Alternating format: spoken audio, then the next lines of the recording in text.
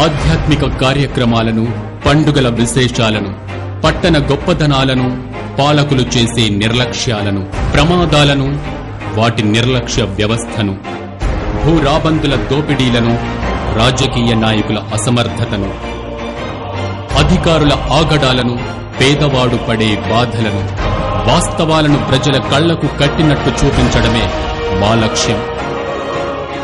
City cable news, ప్రజల చేతిలో ఆయుధం.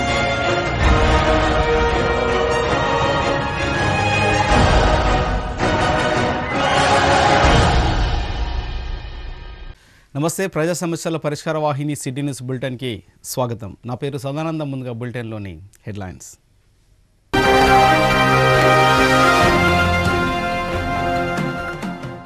మంచిర్యాల జిల్లా కేంద్రంలో ఘనంగా గుడ్ ఫ్రైడే సంబరాలు. ప్రత్యేక ప్రార్థనలు నిర్వహించిన క్రైస్తవ సోదరీమణులు. హాజరైన పెద్దపల్లి ఎంపీ అభ్యర్థి గడ్డం వంశీ.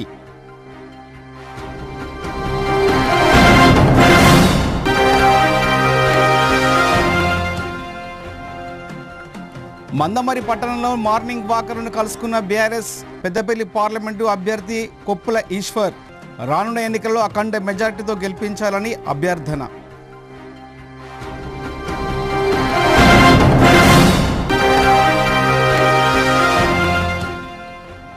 మందమరి పట్టణంలో ఘనంగా టీడీపీ 42వ ఆవిర్భావ దినోత్సవ వేడుకలు. ఎన్టీఆర్ చిత్రపటానికి పూలమాలలు వేసి ఘనంగా నివాళి అర్పించిన పెద్దపల్లి పార్లమెంట్ అధ్యక్షులు సంజయ్ కుమార్. పెద్దపల్లి పార్లమెంట్ నియోజకవర్గ బీఆర్ఎస్ అభ్యర్థి మాజీ మంత్రి కొప్పుల ఈశ్వర్ శుక్రవారం ఉదయం మందమరి పట్టణంలోని సింగరేణి హైస్కూల్ మైదానంలో వాకర్స్, రిటైర్డ్ సింగరేణి ఉద్యోగులతో కలిసి సమావేశమయ్యారు. ఈ సందర్భంగా పెద్దపల్లి పార్లమెంటు అభ్యర్థి కొప్పుల ఈశ్వర్ మాట్లాడుతూ, పెద్దపల్లి నియోజకవర్గం ఎంపీ టికెట్ను గడ్డం వంశీకి ఇవ్వడంతో పెద్దపల్లి నియోజకవర్గంలో 2 అసెంబ్లీ స్థానాలు ఒకే కుటుంబానికి చెందిన అన్నదమ్ములు గెలుపొందారని, ప్రస్తుతం ఎంపీ టికెట్ కూడా ఆ కుటుంబానికి ఇవ్వడం ఎంతవరకు సమంజసమో ప్రజలు గమనించాలని, కుటుంబ పాలనను తిరస్కరించాలని అన్నారు. సింగరేణి బిడ్డగా, స్థానిక వ్యక్తిగా, మాజీ మంత్రిగా ప్రజల్లోనే ఉన్న తనను ఈసారి బీఆర్ఎస్ అభ్యర్థిగా పెద్దపల్లి నుంచి గెలిపించాలని ఆయన కోరారు. ప్రస్తుతం పదవుల్లో ఉన్న ఒకే కుటుంబానికి చెందిన 2 ఎమ్మెల్యేలు ఎంపీ పదవికి పోటీ పడుతున్న వ్యక్తిని గెలిపిస్తే పేద ప్రజలకు ఏమాత్రం అందుబాటులో ఉండకుండా వారి దృష్టి అంతా కార్పొరేట్ సంస్థలను, వారి ఆస్తులను పెంచుకోవడంపై ఉంటుందని, స్థానికుడైన తనను ప్రజలు అధిక మెజార్టీతో గెలిపించాలని ఆయన అన్నారు. ఈసారి గెలిస్తే నియోజకవర్గ అభివృద్ధితో పాటు సింగరేణి కార్మికుల సమస్యలు పరిష్కారానికి కృషి చేస్తానని అన్నారు. ఈ కార్యక్రమంలో బీఆర్ఎస్ నేతలు, వాకర్స్, సింగరేణి రిటైర్డ్ కార్మికులు తదితరులు పాల్గొన్నారు.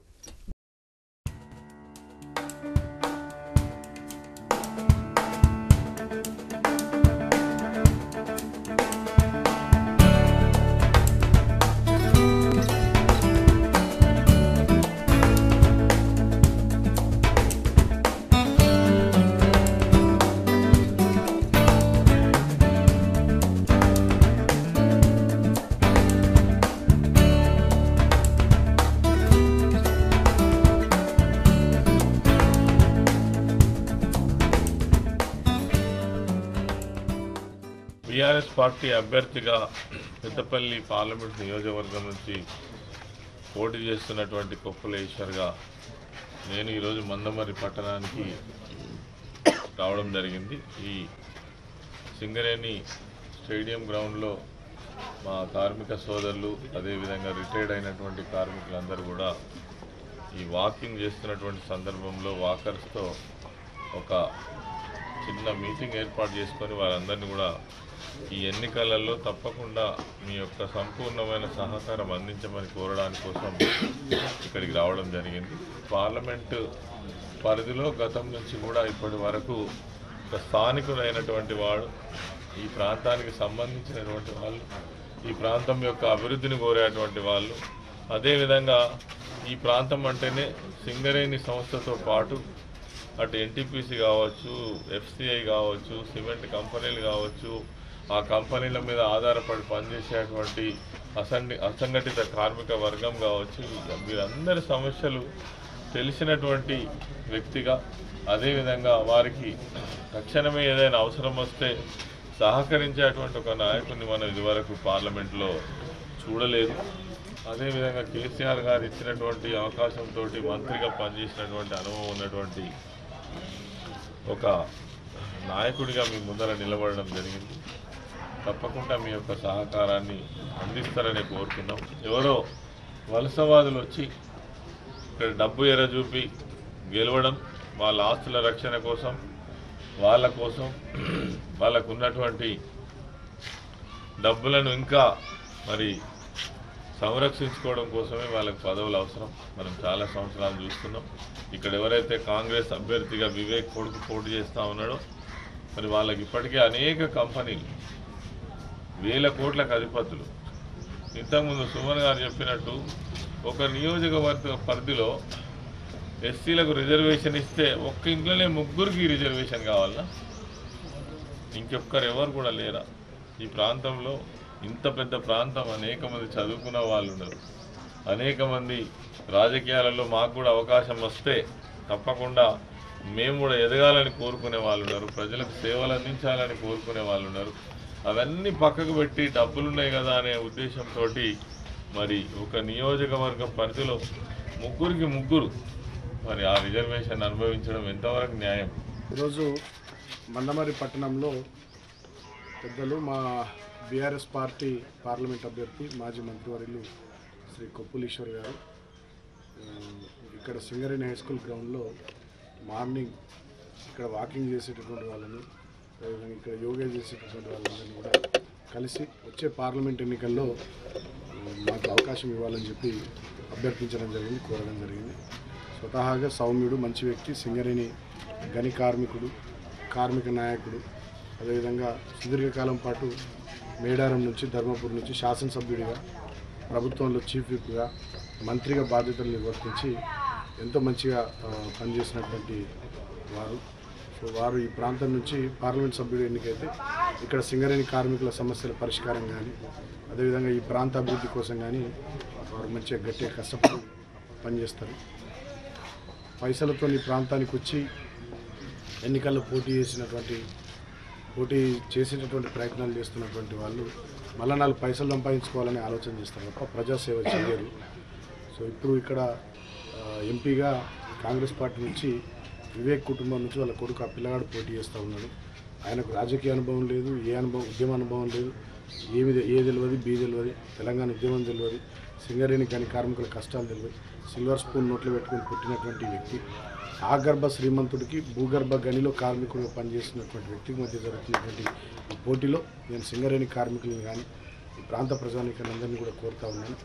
సామాజిక సేవా భావంతో, అకుంఠత కృషితో సామాజిక సేవ చేస్తే లయన్స్ క్లబ్ కార్యవర్గంలో ఉన్నత పదవులు అలంకరించవచ్చునని Lions club district governor Hanumanla Rajireddy అన్నారు. మంచిర్యాల జిల్లా కేంద్రంలోని చున్నంబట్టివాడలో గల లయన్స్ క్లబ్ కార్యాలయంలో ఏర్పాటు చేసిన సమావేశంలో ఆయన మాట్లాడారు. గతంలో లయన్స్ క్లబ్ జిల్లా సమావేశాలకు దూర ప్రాంతాలకు వెళ్ళి జిల్లా రాష్ట్ర గవర్నర్లను కలిసే ఆచారం ఉండేదని, కానీ నేటి ప్రపంచంలో జిల్లా రాష్ట్ర గవర్నర్లు స్థానిక సభ్యుల వద్దకే వచ్చి కలిసే అవకాశం వచ్చిందని, ఇది ఎంతో శుభ పరిణామమని అన్నారు. మనమంతా కలిసి పనిచేస్తే లయన్స్ క్లబ్ తరపున సేవలు అందిస్తే పదవులు అవే మనకు ముందుకు వస్తాయని అన్నారు. ఈ కార్యక్రమంలో district governor Nadipelli Venkateswararao, first vice district governor Simharaju, second vice district governor Bhadresham, program coordinator Siripuram Srinivas, వివిధ లయన్స్ క్లబ్ సభ్యులు తదితరులు పాల్గొన్నారు.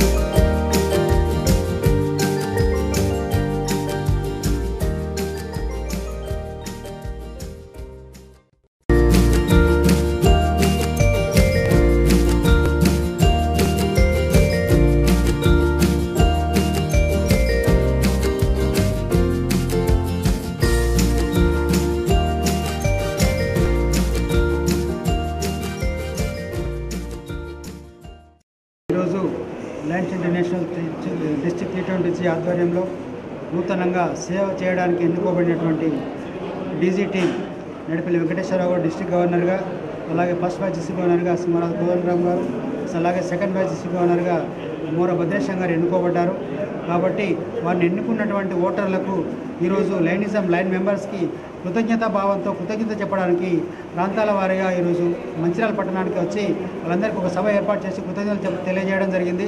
ఇక్కడ నిజంగా చెప్పాలంటే సంస్థ యొక్క గొప్పతనం, సంస్థకు సేవ చేయడానికి ఎన్నుకున్న అటువంటి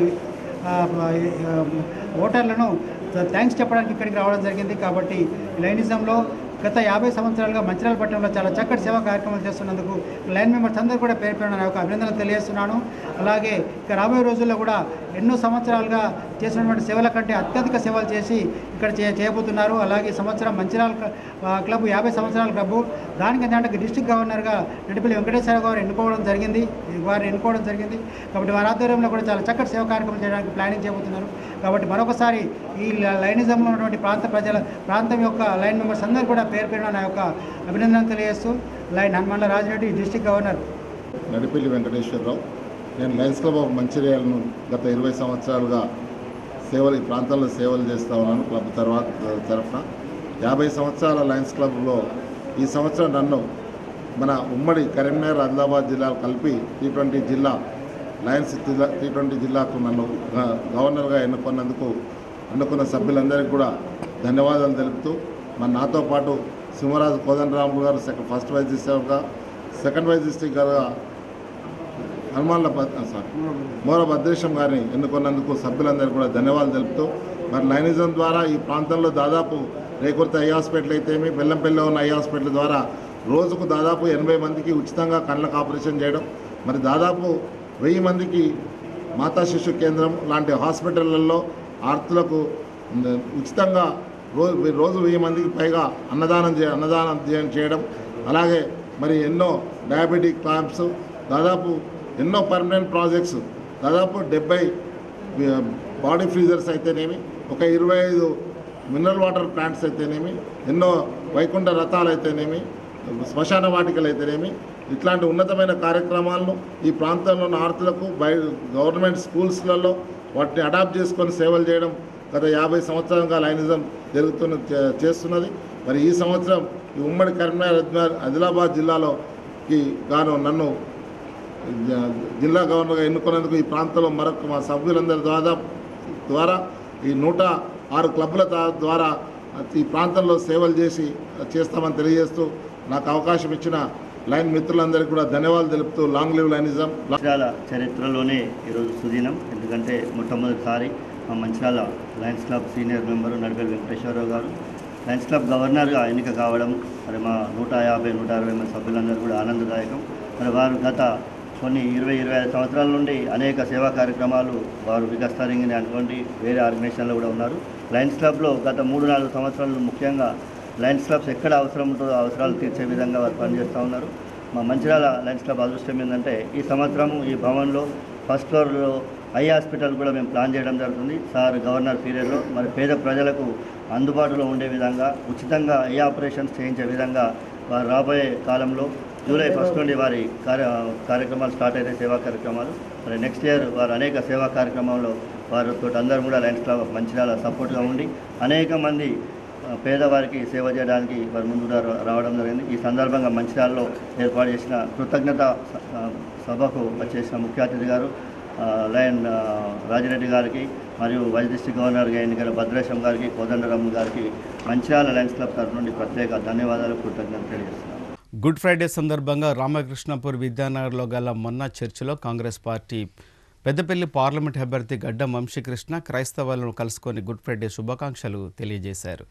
ఇటీవల వివాహం చేసుకున్న పార్లమెంట్ అభ్యర్థి వంశీకృష్ణ దంపతులకు చర్చి పాస్టర్లు ప్రత్యేక ప్రార్థనలు నిర్వహించి ఆశీస్సులను అందజేశారు. ఈ కార్యక్రమంలో పట్టణ అధ్యక్షుడు పల్లెరాజు, టీపీసీసీ రాష్ట్ర కార్యదర్శి పిట్నేటి రఘునాథర్ రెడ్డి, జిల్లా అధికార ప్రతినిధి ఒడ్నాల శ్రీనివాస్, సీనియర్ నాయకులు నీలం శ్రీనివాస్ తదితరులు పాల్గొన్నారు.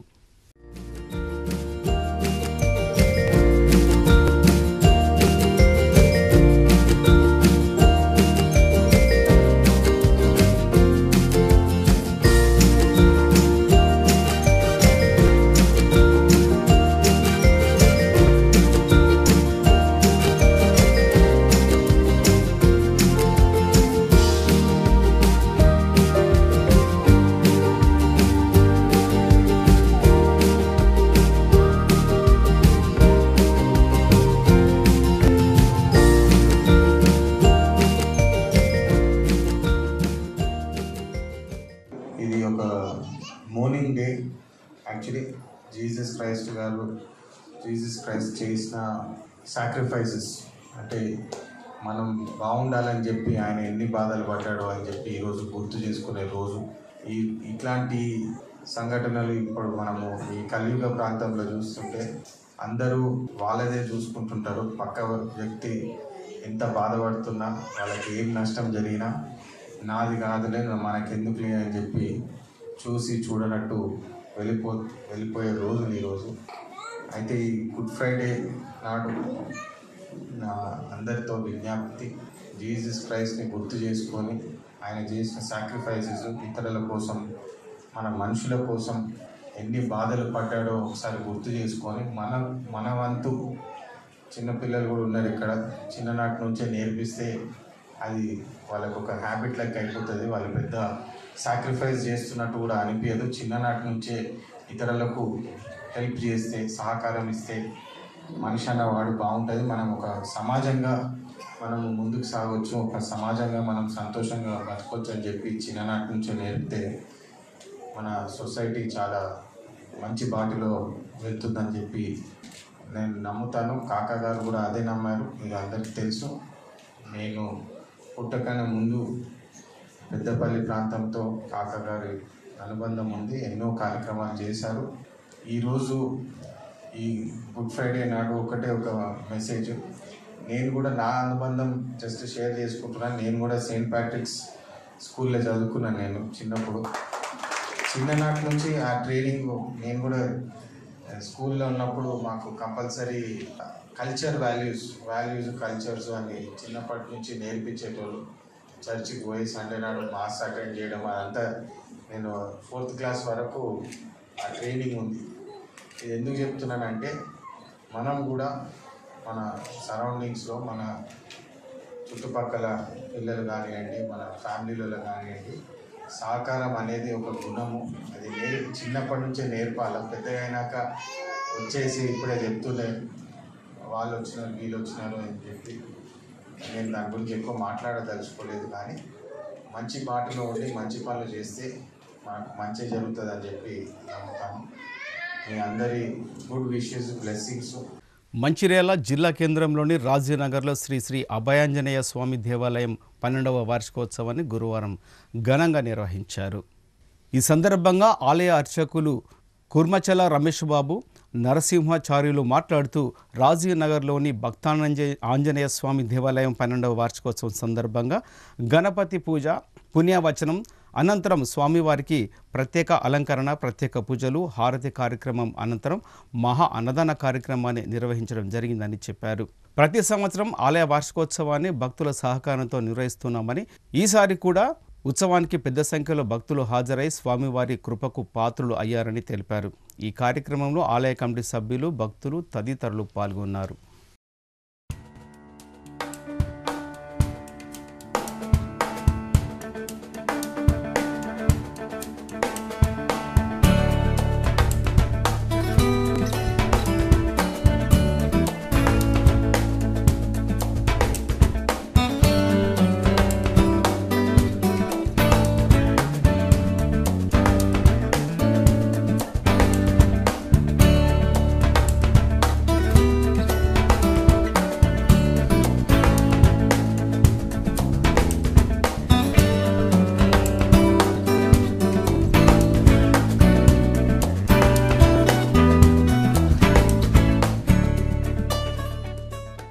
ఈరోజు మన రాజీనగర్ గ్రామంలోని శ్రీ శ్రీ అభయాంజనేయ స్వామి దేవాలయం వద్ద 12వ వార్షికోత్సవ పర్వదినాన్ని పురస్కరించుకొని దేవాలయంలో విశేషంగా ఉదయం కాలం నుండి పూజా కార్యక్రమాలు నిర్వహించుకోవడం జరిగింది. ప్రథమంగా స్వామివారికి పుణ్యాహవచనము, వృక్షసేన ఆరాధన పుణ్యాహవచన కార్యక్రమము, తదనంతరము మండల కలశాభిషేకము నిర్వహించడం జరిగింది. అనంతరము స్వామివారికి విశేషంగా అలంకరణ నిర్వహించి మహాహారతి ఇవ్వడం జరిగింది.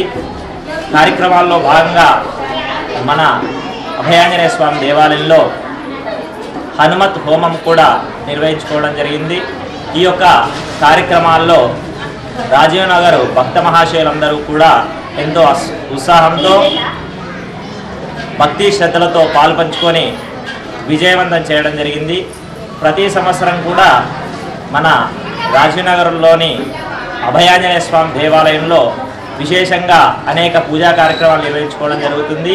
ఈ సంవత్సరం కూడా ఈ వార్షికోత్సవం 12వ వార్షికోత్సవ పర్వదినము ఎంతో అంగరంగ వైభవంగా నిర్వహించుకోవడం మా భక్తులందరికీ కూడా ఎంతో సంతోషాన్ని కలిగిస్తుంది.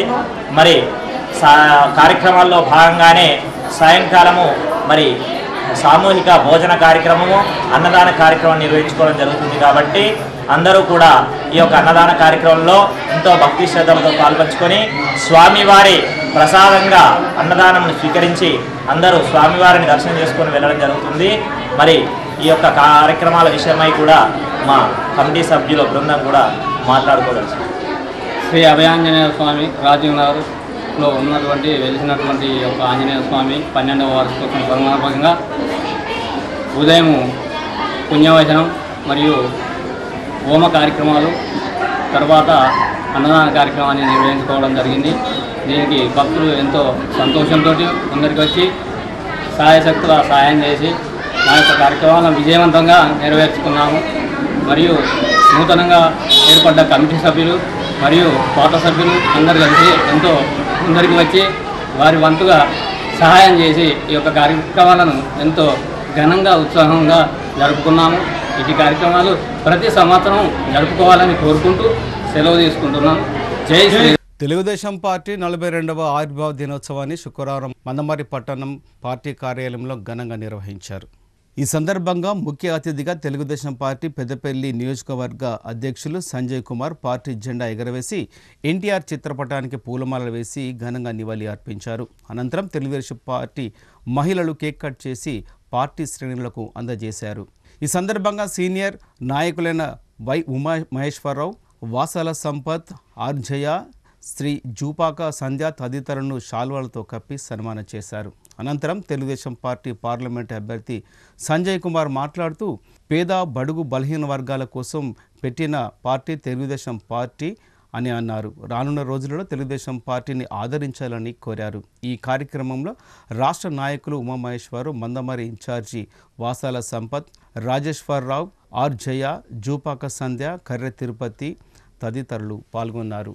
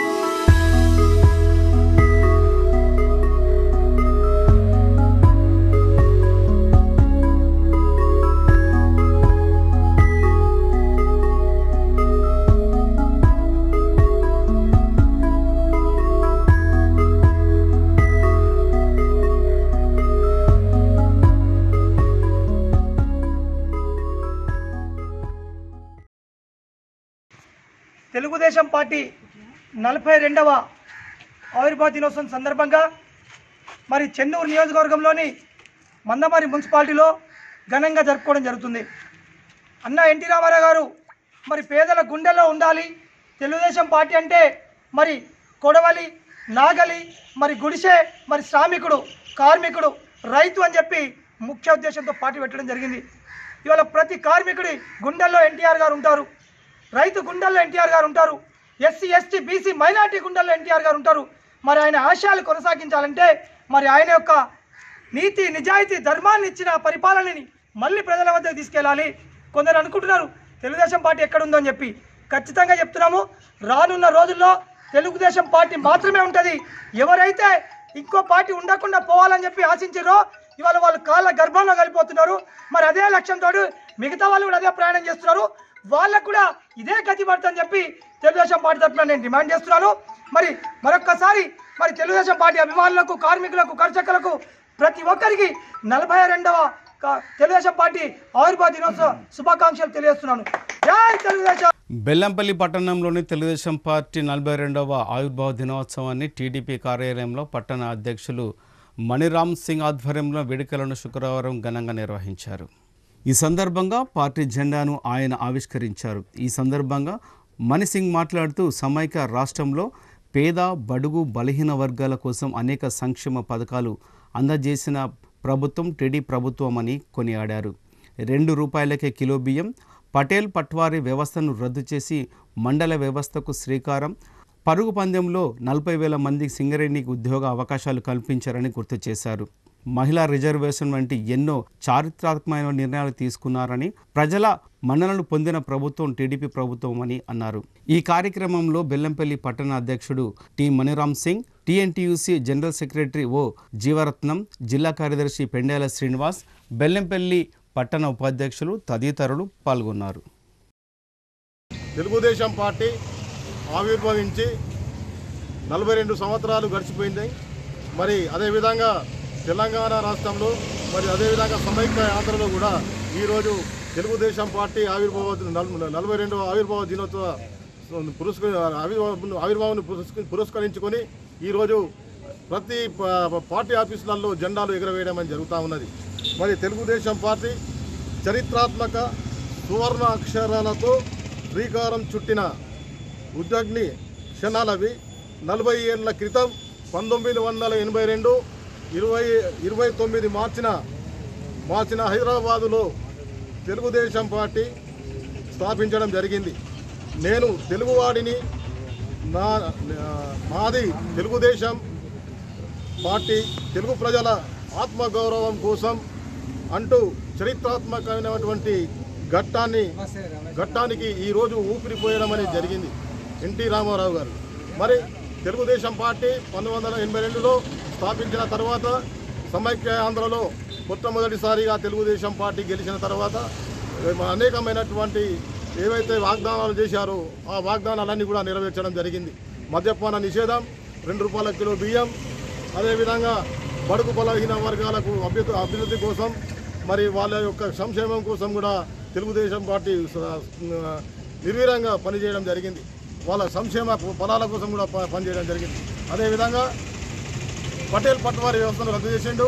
మండల వ్యవస్థను కూడా స్థాపించి ప్రజలు కూడా మరి అంతకుముందు పట్టాల కోసం, భూముల పట్టాల కోసం ఎక్కడికో వెళ్ళి వాళ్ళు పట్టాలు చేయించుకునేవారు. అటువంటిది కూడా మండల వ్యవస్థ ఇచ్చేసిండు. పటేల్ పట్వారీ వ్యవస్థ కూడా రద్దు చేసిండు.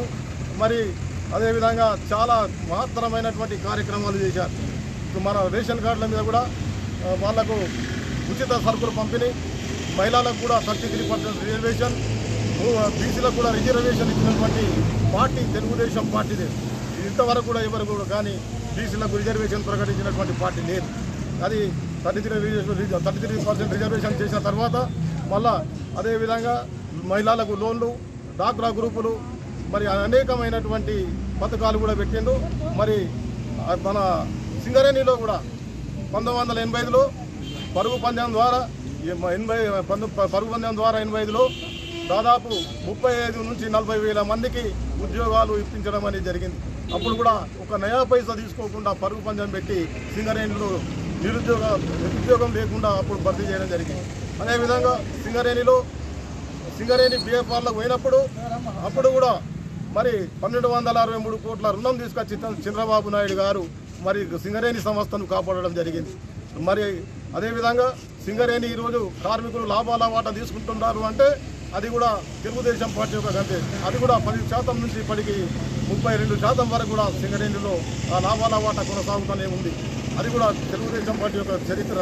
మరి అటువంటి తెలుగుదేశం పార్టీ ఈరోజు మళ్ళీ కూడా రేపు మా అందరూ కూడా దాన్ని ఆశీర్వదించాలని చెప్పి అదేవిధంగా తెలుగుదేశం పార్టీని లేదు అని చెప్పుకునే వాళ్లకు చెంపపెట్టులాగా మేము ఈరోజు దీనికి నిదర్శనంగా ఈరోజు జెండా ఆవిష్కరణ కార్యక్రమం చేపట్టి తెలుగుదేశం పార్టీ ఆవిర్భావ దినోత్సవాన్ని ఘనంగా ఈరోజు బెల్లంపల్లి నియోజకవర్గంలోని తెలుగుదేశం పార్టీ కార్యాలయంలో ఘనంగా నిర్వహించుకోవడం జరిగింది.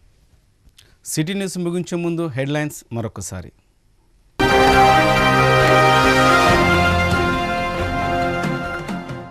మంచిర్యాల జిల్లా కేంద్రంలో ఘనంగా గుడ్ ఫ్రైడే సంబరాలు. ప్రత్యేక ప్రార్థనలు నిర్వహించిన క్రైస్తవ సోదరి సోదరీమణులు. హాజరైన పెద్దపల్లి ఎంపీ అభ్యర్థి గడ్డం వంశీ.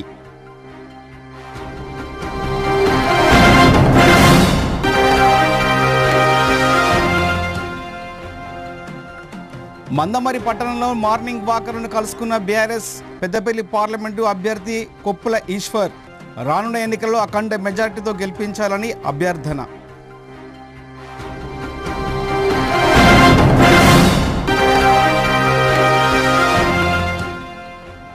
మందమరి పట్టణంలో ఘనంగా టీడీపీ 42వ ఆవిర్భావ దినోత్సవ వేడుకలు. ఎన్టీఆర్ చిత్రపటానికి పూలమాలలు వేసి ఘనంగా నివాళి అర్పించిన పెద్దపల్లి పార్లమెంట్ అధ్యక్షులు సంజయ్ కుమార్. ఈ వార్తలు ఇంతటితో సమాప్తం. తిరిగి ప్రసారమైన సిటీ న్యూస్లో కలుసుకుందాం. అంతవరకు సెలవు. నమస్కారం.